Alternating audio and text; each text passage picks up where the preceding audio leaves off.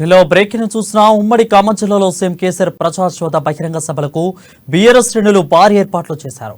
కొత్తగూడెం కేంద్రంగా ప్రకాశం స్టేడియంలో ఏర్పాటు చేసిన రాజ్యసభ సభ్యులు వద్దిరాజు రవిచంద్ర పర్యవేక్షిస్తుండగా Khammam SR and BHGS R కళాశాల మైదానంలో జరిగే బహిరంగ సభలకు రాష్ట్ర మంత్రి పువ్వాడ అజయ్ కుమార్ పర్యవేక్షిస్తున్నారు.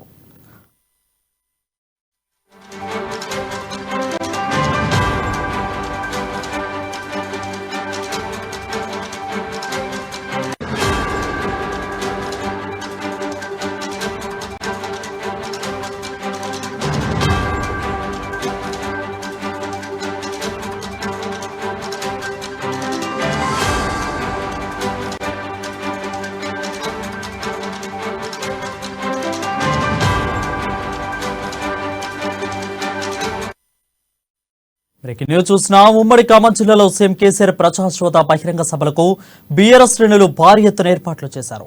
కొత్తగూడెం కేంద్రంగా ప్రకాశం స్టేడియంలో ఏర్పాటు చేసిన రాజ్యసభ సభ్యులు వద్దిరాజు రవిచంద్ర పర్యవేక్షిస్తుండగా ఖమ్మం ఎస్ఆర్ అండ్ BGNR కళాశాల మైదానంలో జరిగే బహిరంగ సభలకు రాష్ట్ర మంత్రి పువ్వాడ అజయ్ కుమార్ పర్యవేక్షిస్తున్నారు.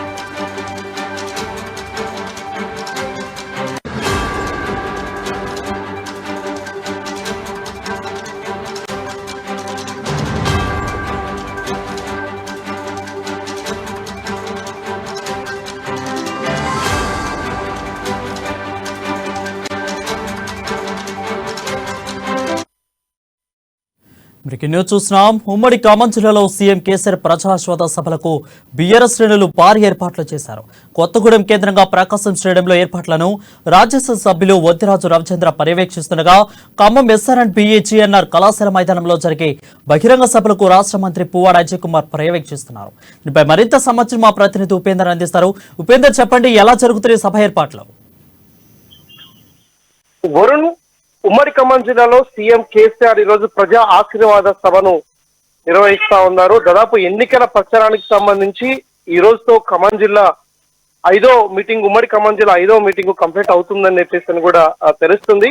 ఉదయం నుంచి దాదాపు గత 3 రోజులుగా సీఎం కేసీఆర్ యొక్క బహిరంగ సభ సంబంధించి ఆ ఏర్పాట్లు పర్యవేక్షణలో ఈ రోజు రాష్ట్ర రవాణా శాఖ మంత్రి పువ్వాడ అజయ్ కుమార్ తో పాటు అదనంగా అనేక మంది కార్యకర్తలు కూడా బహిరంగ సభకు భారీ ఏర్పాటు చేస్తా ఉన్నారు.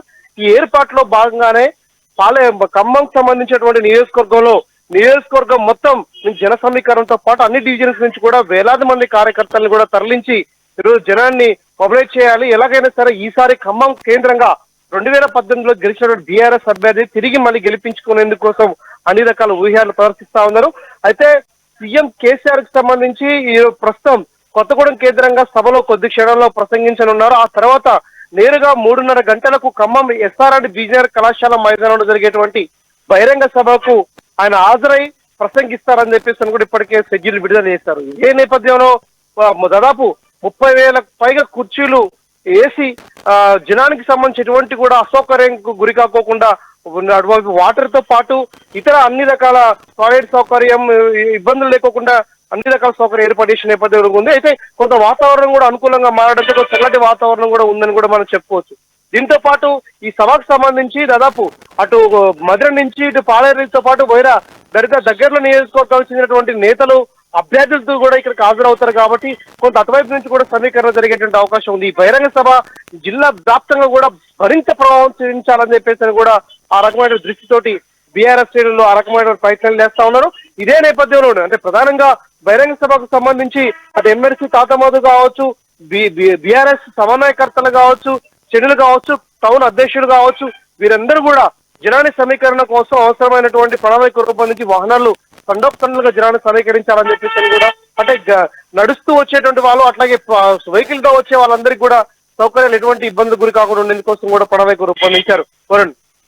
రైట్ ఉపేంద్ర, అయితే ఆల్రెడీ ఖమ్మంలో ఉన్న ముఖ్య నేతలు పొంగులేటి శ్రీనివాసరెడ్డి కానీ ఇటు తుమ్మల నాగేశ్వరరావు వీళ్ళందరూ కూడా ఘాటు వ్యాఖ్యలు చేశారు. ఖమ్మం జిల్లాలో ఉమ్మడి ఖమ్మం జిల్లాలో 10కి 10 సీట్లు ఖచ్చితంగా కాంగ్రెస్ ఎగరవేస్తాం, అసెంబ్లీ గేటు కూడా తాకనమని చెప్పారు. సో ఇప్పుడు జరుగుతున్న సభ ఎంత ప్రభావం పడే అవకాశము ఉమ్మడి ఖమ్మం జిల్లా మీద కనిపించే అవకాశాలు ఏమైనా కనిపిస్తున్నాయా? వరుణ్, గత జిల్లా చెరువులో పాలేరు సభ జరిగిన నేపథ్యంలో ప్రధానమైనటువంటి విమర్శలు అటు శ్రీనివాసరెడ్డి మీద, తుమ్మల నాగేశ్వరరావు మీద విమర్శల వర్షం కురిపించారు. అదే నేపథ్యంలో ఇటువైపు ప్రధానమైనటువంటి కల్లూరులో కూడా జరిగినటువంటి సభలో కూడా ప్రధాన టార్గెట్ కూడా పొంగులేటి శ్రీనివాసరెడ్డిని చేశారు. అయితే ఈ రెండు సంబంధించి కూడా ఈ రెండు ప్రాంతాల్లో జరిగినటువంటి బహిరంగ సభలు అత్యంత సక్సెస్ఫుల్ గా జరిగినటువంటి నేపథ్యంలో ఈసారి కూడా ఈ సభని భారీ జన సమీకరణతో జరపాలని చెప్పేసి ప్రణాళిక రూపొందిస్తారు. అదే నేపథ్యంలో బల ప్రదర్శనను నిరూపించుకునేందుకోసం కూడా కల్లూరులో జరిగినటువంటి బహిరంగ సభ నెక్స్ట్ డేనే ఖమ్మంలో తుమ్మల నాగేశ్వరరావు, పొంగులేటి శ్రీనివాసరెడ్డి కూడా భారీ మోటార్ సైకిల్ ర్యాలీ నిర్వహించారు. ఈ రోజు బహిరంగ సభ తర్వాత ఈ ప్రభావం జనంలో నుంచి డైవర్ట్ చేయడం కోసం రేపెల్లుండి ఈ తుమ్మల నాగేశ్వరరావు, పొంగులేటి శ్రీనివాసరెడ్డి ఎటువంటి కార్యాచరణ రూపొందిస్తారు అనేది కూడా ప్రజలు ఆసక్తిగా ఎదురు చూస్తున్నారు. అయితే ఈ రోజు జరిగేటువంటి బహిరంగ సభలో ప్రధానమైనటువంటి పువ్వాడ అజయ్ కుమార్ కి ఆపోజిట్ అభ్యర్థిగా ఉన్నటువంటి తుమ్మల నాగేశ్వరరావుని ప్రధానమైనటువంటి టార్గెట్ చేసే అవకాశం ఉన్నట్టుగా మనం చెప్పుకోవచ్చు. అయితే ఖమ్మం జిల్లాకు సంబంధించి ప్రధానమైనటువంటి సమస్యలు ఏంటి, రేపు గెలిస్తే మూడోసారి గెలిస్తే ఎటువంటి హామీలు సీఎం కేసీఆర్ ఖమ్మం జిల్లాకు వాగ్దానాలు చేయబోతున్నాడు అనేది కూడా ఆసక్తిగా ఈరోజు రాజకీయ విశ్లేషకులు ఆసక్తిగా ఎదురు చూస్తా ఉన్నారు. ఏదేమైనా సరే ఖమ్మం జిల్లాలో 10 నియోజకవర్గాల్లో 10 గెలవాలని చెప్పేసి కాంగ్రెస్ ఒకవైపు ఆలోచిస్తుండగా 10కి 10 స్థానాలు కాదు, గతంలో ఉన్నటువంటి స్థానాలని కొంత మెరుగుపరుచుకొని ఖమ్మం జిల్లాలో మెజార్టీ స్థానాలను సాధించేందుకోసం కూడా ఇప్పటికీ బీఆర్ఎస్ నేతలు ఆ రకమైనటువంటి ప్రణాళిక రూపొందించారు. కొంత గడిచినటువంటి కొద్ది రోజులుగా క్రమక్రమంగా కాంగ్రెస్ యొక్క వేవ్ కొంత స్లోగా అయిందని కూడా మనం చెప్పుకోవచ్చు.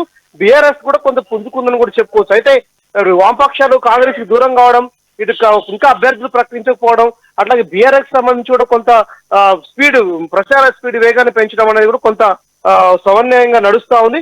ప్రస్తుతం అయితే ఈ రెండు జోడెడ్డులాగా పోతున్నటువంటి ఏదైతే ఈ రెండు పార్టీల యొక్క ఎన్నికల యొక్క ప్రచారాన్ని దూసుకుపోతా ఉన్నారో కొద్ది రోజుల్లో అంటే మిగతా కాంగ్రెస్ యొక్క దూకుడు పెంచే నేపథ్యం కనుక ఉంటే ఖమ్మం జిల్లాకు సంబంధించి పొంగులేటి ఇచ్చినటువంటి 10కి 10 స్థానాలు ఏదైతే వాగ్దానం చేశాడో అది ఖచ్చితంగా కొంత కాంగ్రెస్ కి అనుకూలంగా మారుతాయని కూడా మనం స్పష్టంగా చెప్పుకోవచ్చు. వరుణ్.